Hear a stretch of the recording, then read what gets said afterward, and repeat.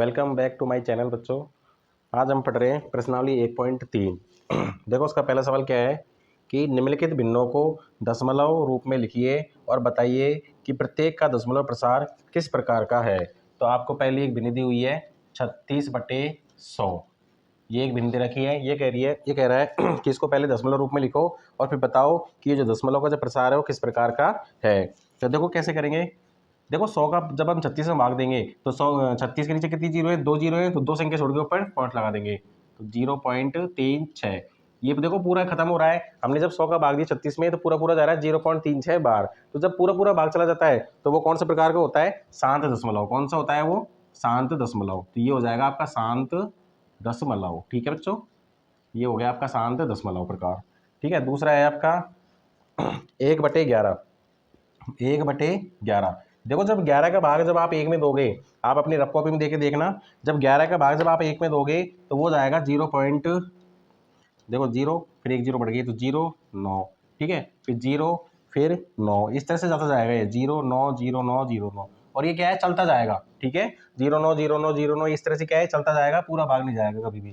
तो देखो इसको एक लिखने का तरीका होता है, जब संख्याओं की पुनरावृत्ति होने लग जाए। देखो 0.9 0.9 0.9 बार बार आ रहा है तो ये पुनरावृत्ति हो रही है किसकी, 0.9 की। तो 0.9 और इसके ऊपर क्या लगा देंगे हम, बार। इस बार का मतलब ये होता है कि ये जो 0.9 0.9 है ये बार बार आता जा रहा है और हमारा पूरा भाग जाएगा नहीं। इसको हम क्या बोलेंगे, इसका जो प्रकार होगा वो अनावसानी पुनरावृत्ति होगा।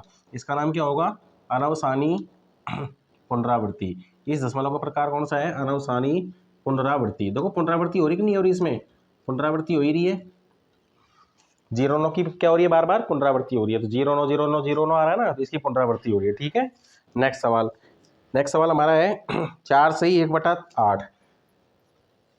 4 सही 1/8 ये आपको एक मिश्र बिंदी हुई है। तो सबसे पहले क्या करेंगे, इसको अपन साधारण भिन्न में बदलेंगे। सबसे पहले क्या करेंगे, साधारण भिन्न में बदलेंगे।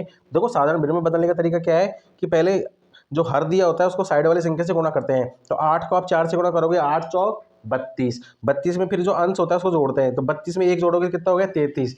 33/8। अब ये हमारी बदल गई साधारण भिन्न में। अब हम 8 का भाग देंगे किसमें, 33 में। 8 का भाग किसमें देंगे, 33 में। देखो जा रहा है क्या, 8 चौक 32, 4 बच गया, फिर एक बच गया, पॉइंट लगा दिया, 10 हो गई। 10 में जाएगा 8 एकम 8, कितने बच गए, 2, 20 हो गए। 8 दूनी 16, 8 पंजो 20, यानी कि 4.125। भाग पूरा पूरा चला गया, इसमें कितनी बार गया है, 4.125 बार। तो भाग जब पूरा पूरा, देखो इसमें भाग पूरा पूरा चला गया था तो उसको क्या, कौन सा प्रकार आया था, शांत दशमलव। इसी तरह इसमें भाग पूरा पूरा जा रहा है तो ये भी कौन सा हो जाएगा, शांत दशमलव। तो दशमलव का प्रकार कौन सा हो गया, ये शांत दशमलव। ठीक है, भाग दे के देखना है हमको। अगर भाग पूरा पूरा जा रहा है तो शांत दशमलव, अगर इस पूरा पूरा नहीं जा रहा और अंकों की पुनरावृत्ति हो रही है तो हो जाएगा अनावसानी पुनरावृत्ति। 3 सवाल कर लिए हमने। अगला सवाल देखो, अगला सवाल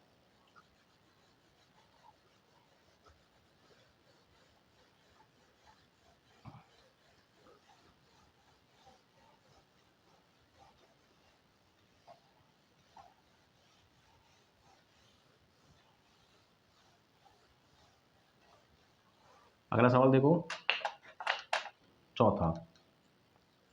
पहले का चौथा क्या है, 3/13। क्या है, 3/13। देखो जब आप 13 का भाग इस 3 में दोगे तो कितनी बार जाएगा, 13 का भाग जब आप 3 में दोगे तो 0.2307, 2307, फिर आगे जाएगा 69, फिर दोबारा 2307 और ये इस तरह चलता जाएगा भाग। ठीक है, देखो वापस वही सवाल आ गया कि जब 13 का भाग आप 3 में दोगे तो कितने बार जाएगा, 0.230769, 230769 और फिर इस तरह से आगे इनकी संख्या अंकों की पुनरावृत्ति होती जाएगी। तो देखो जब पुनरावृत्ति होगी तो मैंने क्या बताया था कि 230769, जिस संख्या की पुनरावृत्ति उनके ऊपर क्या लगा दो, बार। जिस संख्या की पुनरावृत्ति उनके ऊपर बार लगा दो, इसका मतलब ये होता है कि ये संख्याएं बार बार आती जाएंगी। इसका हम क्या बोलेंगे, इसको हम अनावसानी पुनरावृत्ति। बताया था आपको कौन सा प्रकार हो गया, अनावसानी पुनरावृत्ति। ठीक है, ये हो गया आपका चौथा सवाल हो गया आपका पहले का। अब करेंगे पांचवा। बिल्कुल सिंपल सवाल है, कुछ नहीं करना है। देखो भाग दे के देखना है, भाग दे के दे दिए देखना है कि संख्या भाग पूरा पूरा जा रहा है नहीं जा रहा। अगर पूरा पूरा जा रहा है तो शांत दशमलव, अगर पूरा पूरा नहीं जा रहा और अंकों की अगर पुनरावृत्ति हो रही है तो फिर अनावसानी पुनरावृत्ति। ठीक है, अगला आपको दिया हुआ है, देखो 2/11। कौन सा दे रखा है, 2/11। देखो वही 11 का भाग जब आप 2 में दोगे ना करके देख लेते हैं। 20 हो गए, 11 एकम 11, कितने बच गए 9, 90 हो गए, 11 8 88, कितने बच गए 2, तो फिर वापस 20, 11 एकम 11, 11 88, इस तरह चलता जाएगा। देखो ये भी क्या है, चलता जाएगा। अंकों की इसमें क्या हो गई, पुनरावृत्ति किसकी, 1 8 की, 18 की हो रही है ना, देखो 18 18, फिर आगे 18 आता जाएगा, तो वापस ये पुनरावृत्ति होगी, जिसको ऊपर बार लगा दिया और नाम क्या दे देंगे इसको, अनावसानी पुनरावृत्ति। या लिख देता हूं अनावसानी पुनरावृत्ति, ठीक है, पुनरावृत्ति। ये कौन सा प्रकार हो गया, अनावसानी पुनरावृत्ति। एक और बचा लास्ट, देखो छठा सवाल,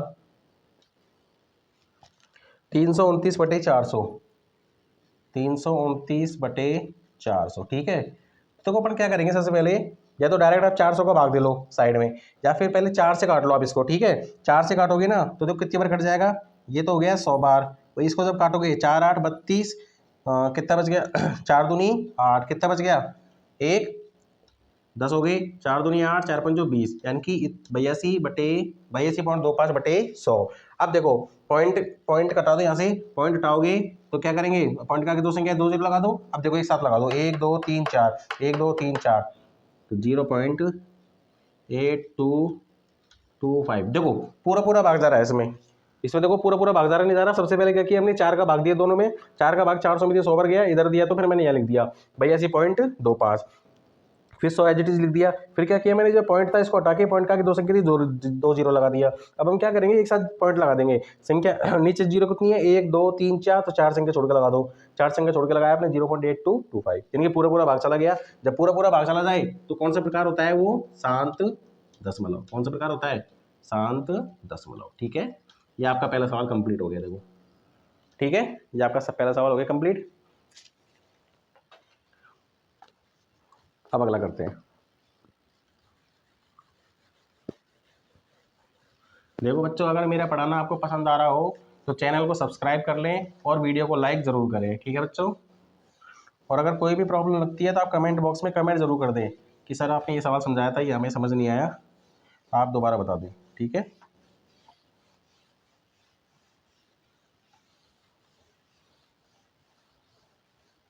नेक्स्ट सवाल करते हैं दूसरा। देखो दूसरा सवाल क्या है, दूसरा सवाल है 1/7 बराबर आपको दिया हुआ है 0.142857, 14285 और इसके ऊपर बार लगा रखा है। देखो इसके ऊपर क्या लगा रखा है, बार लगा रखा है। बार का मतलब देखो क्या होता है कि जब आप 7 का भाग 1 में दोगे तो ये संख्या आएगी और इसकी पुनरावृत्ति होती रहेगी इस संख्या की। बार का मतलब ये हो गया कि इस संख्या की क्या होती रहेगी, बार बार पुनरावृत्ति होती रहेगी, ठीक है। हमसे सवाल ये कह रहा है कि आपको 1/7 बराबर ये दे रखा है और वास्तव में लंबा भाग दिए बिना आप क्या बता सकते हैं कि 2/7, 3/7, 4/7, 5/7, 6/7 के दशमलव प्रसार क्या होंगे, ठीक है। तो हमें क्या करना है, देखो किसका मान निकालना है, 2/7 का। तो 2/7 का मान कैसे निकालोगे, 2 गुणा 1/7 लिख सकते हो उसको। 2/7 को क्या लिख सकते हो, 2 गुणा 1/7। देखो 2 को 1 से किया 2 एकम 2 और 7 का 7, 2 गुणा। अब देखो 1/7 का मान आपको दे रखा है पहले से, तो लिख दो 0.1428557, इसके ऊपर बार है तो बस गुणा करके लिख दो। कितना हो जाएगा, देखो 2 संता 14 का 4 का लगी 1, 5 दूसरे 11 की लगी 1, 8 2 16 17 का लगी 1, 2 2 4 1 5, कहाँ गया 2 4 14 28, ये हो गया, ठीक है। ये आ गया इसका मान, ठीक है। किसका मान आ गया, 2/7 का। फिर कह रहा है 3/7 का निकालो, तो क्या करेंगे 3 गुणा 1/7, तो इसको किससे गुणा कर देंगे, 3 से। 0.142857 को किससे गुणा कर देंगे, 3 से। करो 7 3 21 के 1 का लगी 2, 7 3 5 15 और 2 17 का 7 का लगी 1, 8 से 24 25 का 5 का लगी 2, 3 2 6 2 8, 14 28 34 42, ये आपका सेकंड वाले का आंसर आ गया। किसका, 3/7 का। फिर आपका है 4/7, 5/7, 6/7, 3 और है 4/7, 5/7 और 6/7, ये 3 सवाल और है। देखो 4/7 साथ में क्या करेंगे, 4 से गुणा कर देंगे, 4 गुणा 0.142857, इसका बार लगा दो इसके ऊपर, ठीक है। अब देखो गुणा कर लो इनको आपस में, ठीक है। गुणा करोगे देखो वापस क्या हो जाएगा, 4 7 28 का 8 का लगी 2, 4 5 20 और 2 22 का 2 का लगी 2, 8 5 8 चौक 32 और 2 34 4 का लगी 3, 3 हो गया ना, 4 2 8 3 11 के 1 का लगी 1, 416 17 का 7 का लगी 1, 4 1 4 1 5, ये मान आ गया इसका, ठीक है। अगला देखो कौन सा है, 5/7। 5 गुणा 1/7, तो 5 को किससे गुणा कर देंगे, 1/7 की वैल्यू दे रखी है आपको 0.142857। ठीक है, तो 5 से गुणा करेंगे, देखो 5 को इससे करोगे तो 5 7 35 का 5 का असर लगी 3, 55 25 और 3 28 का 8 का असर लगी 2, 8 5 40 और 2 42 का 2 का असर लगी 4, 5 2 10 और 4 14 का 4 का असर लगी 1, 14 4 56 और 1 57। डायरेक्ट कर लेते हैं, इसका मान ये क्या आएगा, देखने में गलती होगी क्या। 7 5 35 का 5 लगी 3, 55 25 और 3 25 और 3 28 का 8 का असर लगी 2, 8 5 40 2 42 4, 5 2 14 4 का असर लगी 1, 5 4 20 और 21 2।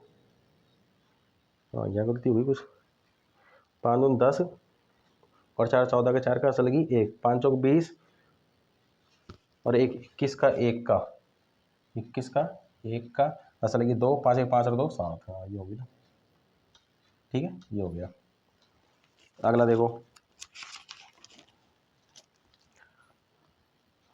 6/7 किससे गुणा करेंगे, 6 से, 1/7 को, तो 6 गुणा 1/7 की वैल्यू कितनी है लिख दो 0.142857।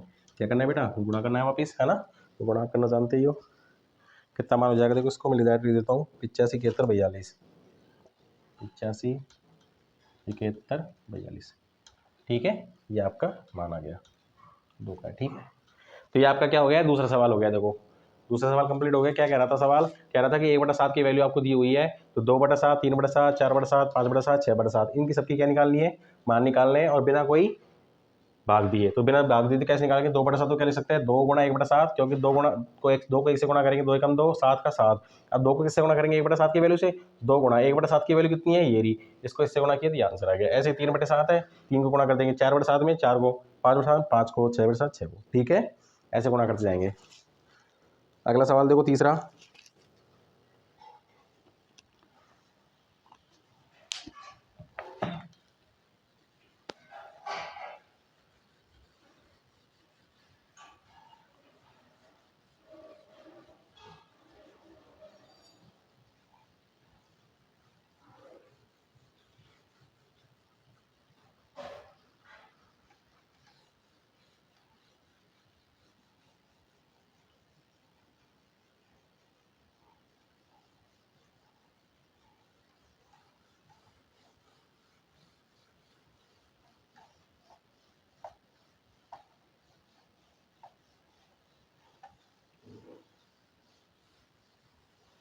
देखो अगला सवाल करवाते हैं अपन।